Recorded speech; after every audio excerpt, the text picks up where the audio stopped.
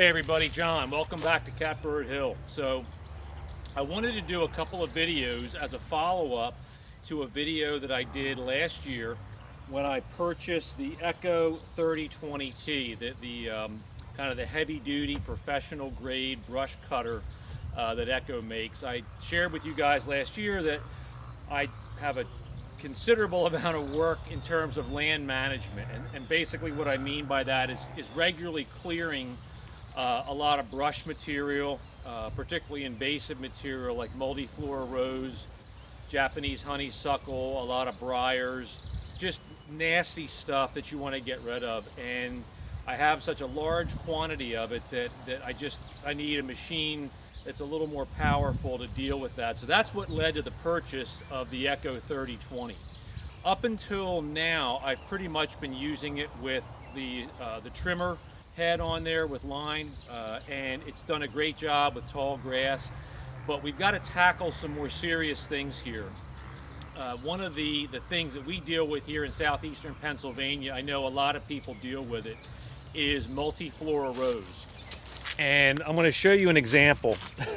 This is this tree that you're looking at right here is actually a hawthorn tree. It's a beautiful native tree. It just finished flowering maybe a week or so ago.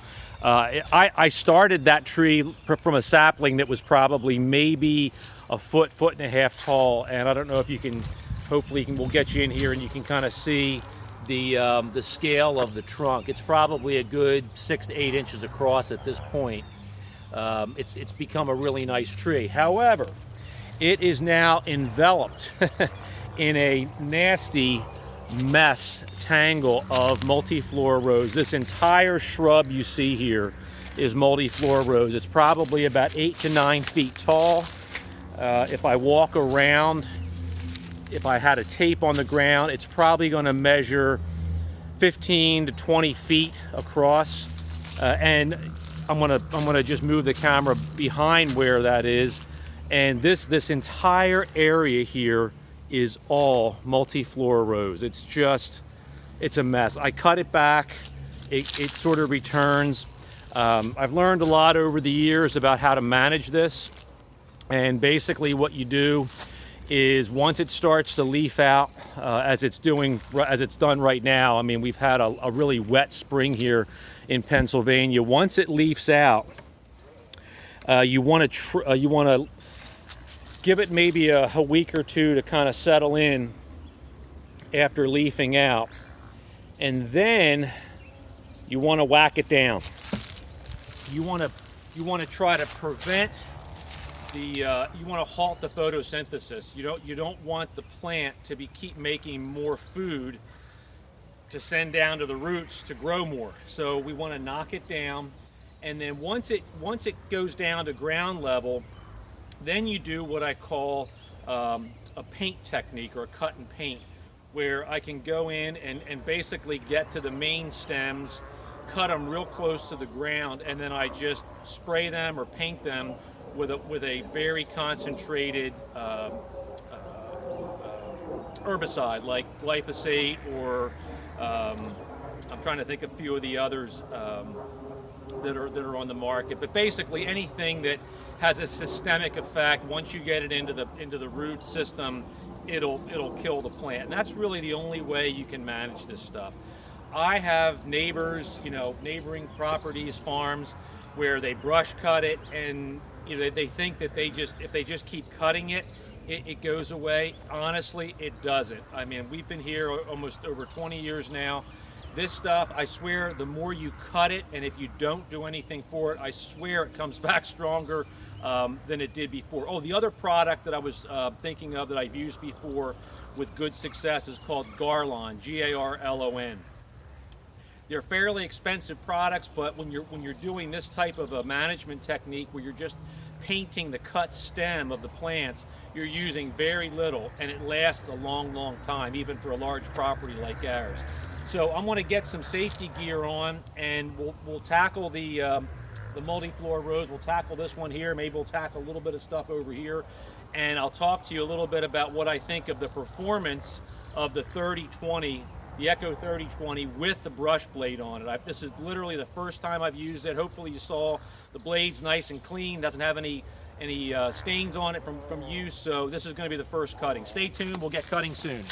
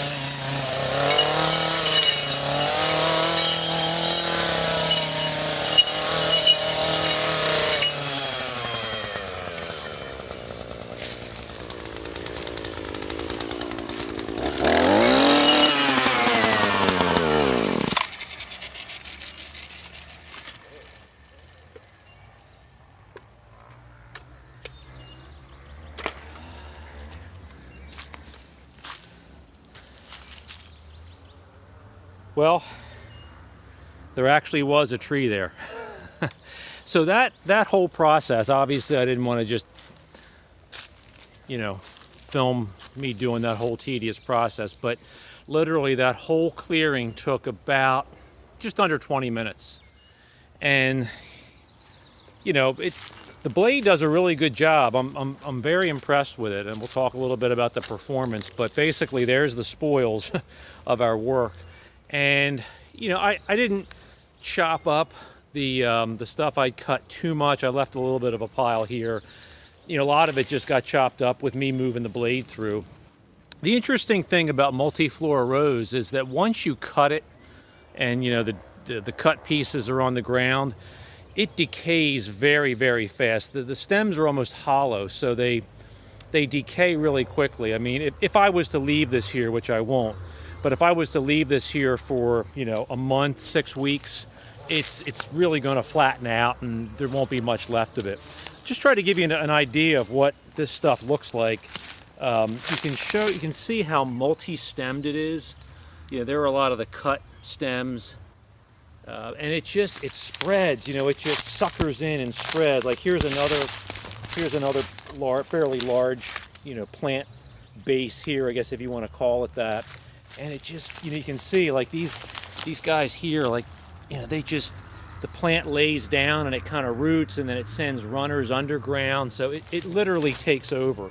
But that patch that we just cleared developed in the course of just maybe 3 or 4 years. I mean, it takes very little time to really have it explode. And I'll give you a little idea of what happened on another area of the property. But anyhow, sorry about that. Anyhow, I'm very happy with the 3020. Again, first time with the brush blade. It's a little bit different than other machines I've used. I used a Husqvarna for years with a brush blade, and I have to say this one is definitely faster. It seems like the cutting speed is a lot faster. It's lighter, it's very maneuverable. I don't know if you could tell or not, I was actually wearing a suspension strap that came with it. It just has a snap buckle that goes to the a little mating piece that's mounted onto the trimmer pole there. But I really like it. I had the tank full when I started. I cut for, like I said, maybe 20 minutes total, 25 minutes. That's pretty hard cutting. And it's probably, maybe a quarter of a tank left in there. So that's actually pretty good, I think. But I'm really happy with the machine. That I was sold on the machine from the dealer when they were talking about it being very powerful, lighter weight. There are heavier machines than this, I guess heavier duty machines, but honestly, I'm all into that, I guess, power weight ratio that they talk about with a lot of power equipment. And somebody watching this, I know, is going to say, why don't you just rent a brush hog to put on the back of the L2501? I could do that, but the problem is, and I'll give you a little tour here, it would have worked reasonably well here. I mean, I would have had to gotten pretty close to this tree, which I didn't want to damage the tree. This is just a beautiful tree. I don't want anything to happen to it. That's why I wanted to get this down. I didn't want this thing, the rose, to start choking the tree. But there are a number of reasons why I can't, put a brush hog on the tractor and just take care of all this stuff. Sorry about the background noise. Our abandoned farm next door seems to be a haven for the dirt bikers. So, part of the problem that I have is that not much of the property that I need to clear is flat. So this is, I've just moved maybe 50, 75 feet or so beyond where we were standing before. And this is actually a slope that goes up. It's fairly steep, and it's just covered with Multiflora Rose. And it's got got a lot of logs here, branches that have fallen down, and I'm gonna climb up and hopefully show you what we've got here. But it's just, I have sort of one swale after another. So I'm climbing up a hill, and then I've got, you know, once we go over this area, I dip down again, and it drops down about 6 or 8 feet, and then it goes up on the other side. So it's really difficult to get something like a brush hog in here. And honestly, you know, I don't mind the work. I like the workout. It's kind of fun. It's a great stress reliever to come home and just attack something like that. So anyhow, I think that for now, I really do like using you know, a handheld tool for clearing. It just gives me so much more flexibility. I can get in and underneath the things, and hopefully you can see, you know, I've got just a ton of trees around here, and I don't want to do anything to damage the trees. So something that's handheld, yeah, it takes longer, it's more tedious, but I definitely think it gives me some flexibility. Sorry, there's no one part of this Catbird Hill property that's flat, so you guys are always tilted.